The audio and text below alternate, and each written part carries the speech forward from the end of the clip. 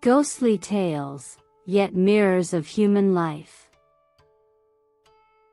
Hey everyone! Welcome to Encountering Chinese. Ghostly Tales from Liao Zhai. Today, I'm going to tell you a story called King of the Nine Mountains. In Chaozhou, there was a scholar surnamed Li. His family was always wealthy, but their residence was not very spacious. Behind Li's house, there was a several-acre garden that had been neglected and unused. One day, an old man came to rent a room from Li, and he immediately offered 100 taels of silver as rent.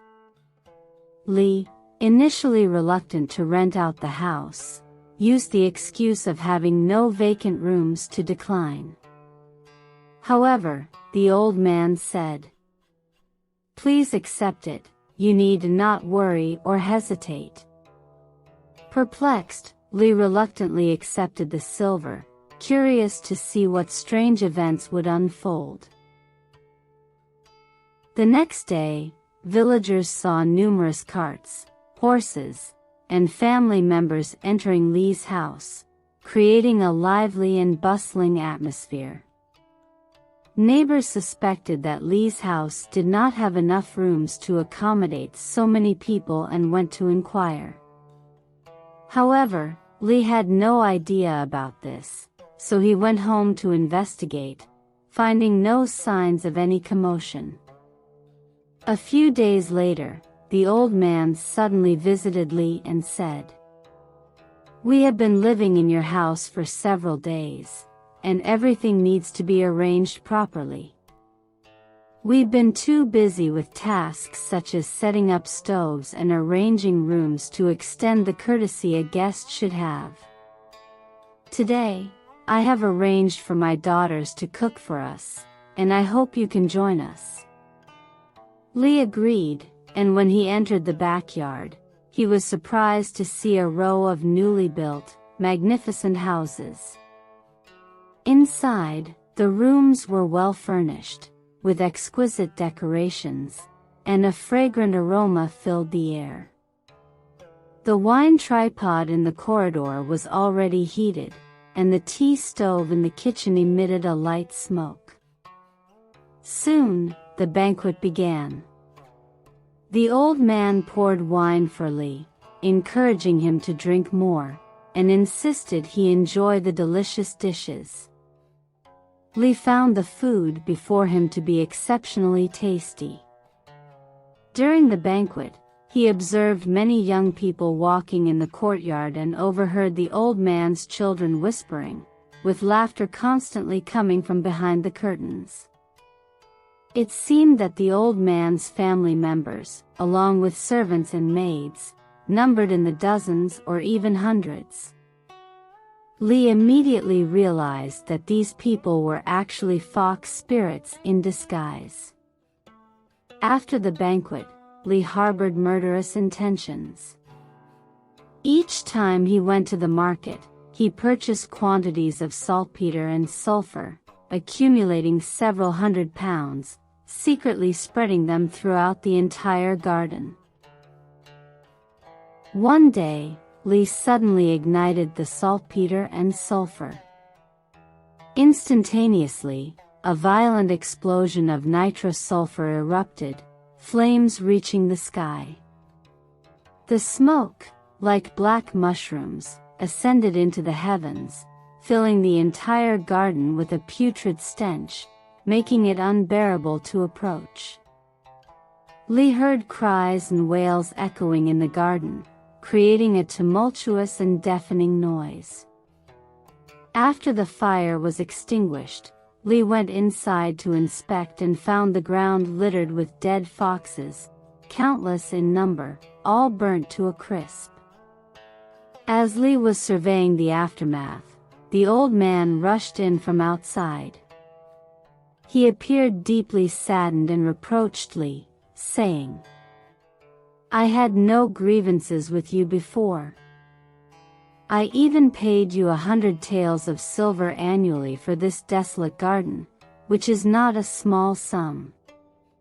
Why did you have the heart to exterminate my entire family? Such a bizarre and tragic vengeance is something I cannot ignore." After speaking, he left resentfully. Li suspected the old man might cause trouble, but over a year passed, and nothing unusual occurred. In the early years of the Xuanji reign, numerous bandits, amassing over 10,000 people, appeared in the mountains. However, the local government lacked the capability to capture them. Due to Li's large family, he worried daily about the possibility of unrest. Coincidentally, a person skilled in astrology arrived in the village. This man called himself Old Man of the Southern Mountains, and specialized in predicting fortunes and misfortunes. His predictions were so vivid that it seemed as if he had personally witnessed everything. Impressed, Li invited him to his home and asked him to calculate his destiny. After examining Li's birth chart, the Old Man of the Southern Mountains stood up in astonishment and respectfully said, "Your destiny indicates that you are destined to become a true heavenly emperor." Li, puzzled, thought the man was talking nonsense. However, the Old Man of the Southern Mountains earnestly insisted that it was true, and Li began to believe him half-heartedly. With a wry smile, Li said to the man, "How can someone become an emperor from humble beginnings?" The Old Man of the Southern Mountains replied, "You are mistaken. Throughout history, many founding emperors emerged from commoners. Who is born as an emperor?" Li gradually became fascinated by his words and sought his advice. The Old Man of the Southern Mountains boldly claimed to be akin to the sleeping dragon, Master Zhuge, a renowned strategist from the Three Kingdoms period.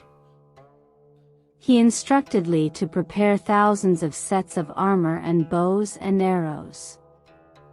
Li worried that no one would join him, but the Old Man of the Southern Mountains assured him, "As your devoted servant, I volunteer to reach out to the diverse mountain strongholds, enabling you to form alliances with them.